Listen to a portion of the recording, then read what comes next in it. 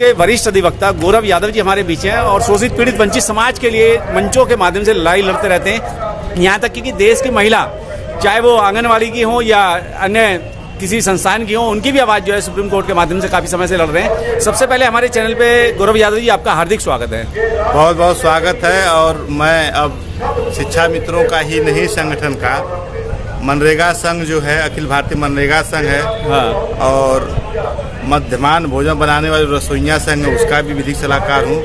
उसके साथ साथ जो है बिहार का जो 5 लाख लोग हैं नियोजित शिक्षक हैं, उनका भी उस संगठन का विधिक सलाहकार होने के नाते देश ही नहीं पूरे दुनिया में जो समतावादी लोगों हैं उनकी विचारधाराओं से जुड़कर अपनी नैतिक जिम्मेदारी का निर्वहन करते हुए आपके चैनल को बधाई देता हूँ। गौरव यादव जी, देखा जाए इस समय हम रामलीला मैदान में हैं। 10 और 11 मार्च 2 दिन का जो है न्याय अधिकार महासम्मेलन, महाकुंभ चल रहा है। आप इसमें सम्मिलित हुए हैं। SC, ST, OBC माइनॉरिटी के जो है हक अधिकार के लिए सम्मेलन किया जा रहा है। आपने भी मंच साझा किया। क्या लगता है कि आपको वो हक अधिकार मिल पाएंगे जिसके लिए आपने मंच साझा किया है? देखिए, हक अधिकार हमारा तो पहले से संविधान में मिला है। संविधान सभा से पारित है, डॉक्टर भीमराव अम्बेडकर ने उसको लिखा है और उसको हम देश दुनिया के नागरिक बहुसंख्यक लोग जिसको अनुच्छेद 340, 341 के नाम से जानते हैं, तो हमको समानता का अधिकार, नौकरी में समानता, रिजर्वेशन की बातें हमें मिली है। लेकिन वो दिया गया है उसको जिसको मिलना चाहिए, वो लोग थोड़ा सो रहे हैं, उसको जगाने का यह महाकुंभ है। इसमें कोई नाग बना है, कोई हिमालय पर्वत बना है।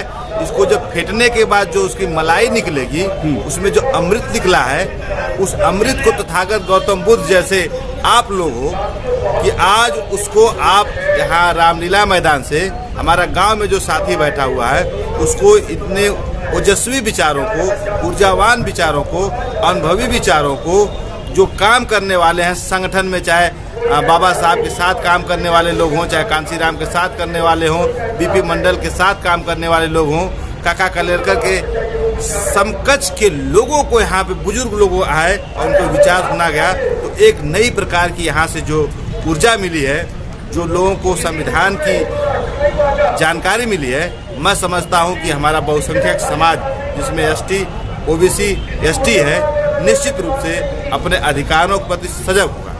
आप कैसे कह सकते हैं गौरव यादव जी कि यादव समाज को या गडरिया समाज को या अन्य समाज को जो हक अधिकार मिल गए हैं? अभी माननीय पूर्व मुख्यमंत्री अखिलेश यादव जी ने खुद सदन के अंदर कहा कि मैं शूद्र जाति से हूँ। मेरे बारे में मुख्यमंत्री जो है बताएं इस बात को। क्या नहीं लगता कि आपको कि अभी भी आपको शूद्र जाति में गिना जाता है और आपके साथ देखिए व्यवहार किया जाता है? अब वो जो व्यवस्था बनी है, धार्मिक व्यवस्था बनी, उसमें 4 वर्ण हैं, सब लोग जानते हैं। उसको हमारे मुंह से आप क्यों कहलवाना चाहते हैं? नहीं, जब तक लोगों को पता नहीं लगेगा तो कैसे जानकारी होगा? सीधी बात जो है बताया जाता है भाई कि 4 वर्ण बने हुए हैं, जिसमें ब्राह्मण है, बनिया है, वैश्य और शूद्र है। उसको डॉक्टर भीमराव अम्बेडकर ने संविधान सभा में उसका काउंटर कर दिया था, उसका पोस्टमार्टम कर दिया था। और जिसको आप शूद्र कह रहे हो, अछूत कह रहे हो, उसको उन्होंने एक संवैधानिक नाम दिया था, OBC, other backward caste, schedule caste, schedule tribe नाम दिया था।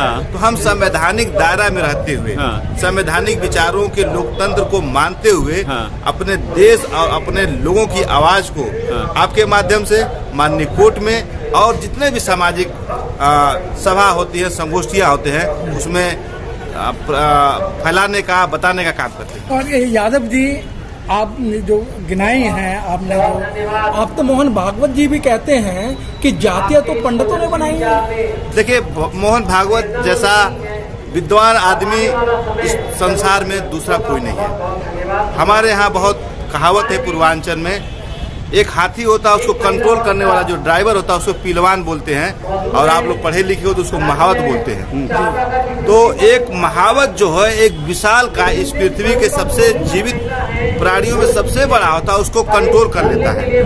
मैं विद्वान इसलिए कहता हूँ कि आदरणीय मोहन भागवत जी जो है अपनी बुद्धि का प्रयोग करते हुए 85% के लोगों का उपयोग करते हैं। और जहाँ मन चाहता है उसको, उनके पास एक त्रिशूल होता, हाथी को धसा देते, इधर घसा दे तो इधर मुड़ जाएगा, बैठने को तो बैठ जाएगा, लेटने को तो लेट जाएगा।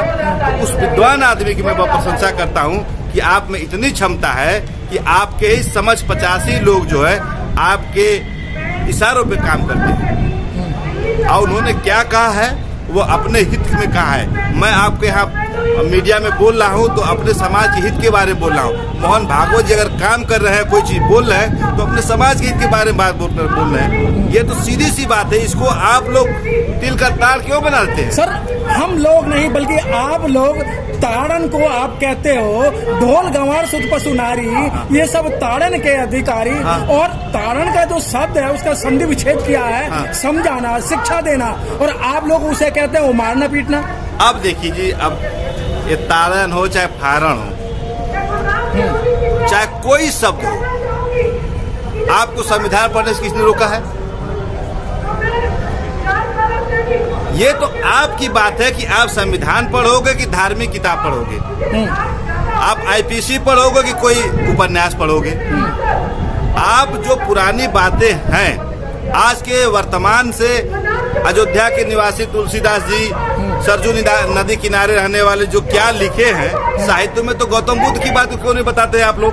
गौतम बुद्ध कहा कि पंचशील की बात कही है, 10 शील की बात कही है, करुणा की बात कही है, मैत्री की बात कही है। कौन रोका है आपको करने के लिए?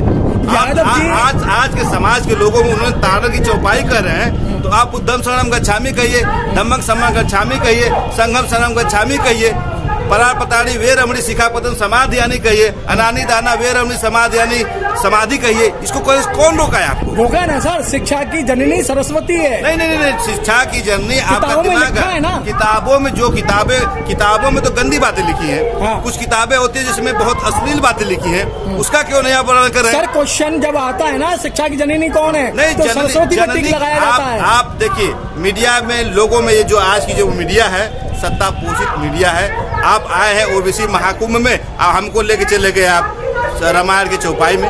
आप हमसे पूछते हैं कि भाई इस न्याय में व्यवस्था में हमारी क्या है, प्राकृतिक भागीदारी कितना है, हमारे संसाधनों में हमारे लोगों की संख्या कितनी है, कितने आईएएस बने, कितने पीसीएस बने। तो आप लोगों को भी, आपकी बड़ी नैतिक जिम्मेदारी है। मैं आपको जी, आपने बहुत अच्छी बात की, नैतिक जिम्मेदारी है। आप ही लोग जो बैकवर्ड के लोग हैं, एससीओ पे अत्याचार करने वाले वही लोग हैं ना सर, क्योंकि जब आपका थोड़ा सा हिस्सा छिना, आपका जब आरक्षण छिना, तो आपको अब खलबली मच गई। आप कहते हैं अब दलित समाज हमारा साथ दो। नहीं, दलित समाज को देखो, आप जो है जिस हमारे समाज के ऊपर जो आरोप लगा रहे हैं कि ओबीसी के लोग दलितों के साथ अत्याचार करते हैं, इस बात से मैं सहमत नहीं हूँ। अगर ऐसा रहा होता तो अगर ऐसा रहा होता तो डॉक्टर भीमराव अंबेडकर को भेजने वाला ओबीसी कोई दूसरा नहीं भेजता, वो अपने समाज के लोग भेजता। डॉक्टर भीमराव अंबेडकर को पढ़वाने वाला कौन है? कौन छात्र देकर लंदन भेजा था पढ़ने के लिए? आपको तो हमारे समाज के लोगों का आभारी होना चाहिए कि आपके सहयोग से हमारे समाज का एक लड़का गया और देश में आया, कैम्ब्रिज में पढ़ा, भारत का संविधान दिया। उसकी बात आप नहीं करते। किसी छुटपुट घटना बंटवारा तो अपने भाइयों में हो जाता है, झगड़ा तो अपने भाइयों में हो जाता है। तो झगड़े की बात को लेकर आप हमारे पूरे ओबीसी समाज के साथ ऐसा बात कहेंगे तो मैं समझता हूँ कि ठीक बात नहीं है। न्यायाधिकार महाकुंभ की बात की जाए तो यहाँ क्या मैसेज रहा, क्या आगे की रणनीति रही, इसके बारे में थोड़ा बता दीजिए। यहाँ इस न्याय अधिकार में जो मंथन हुआ है, समुद्र का मंथन हुआ है, उसमें से बहुत अमृत वचन निकले हैं।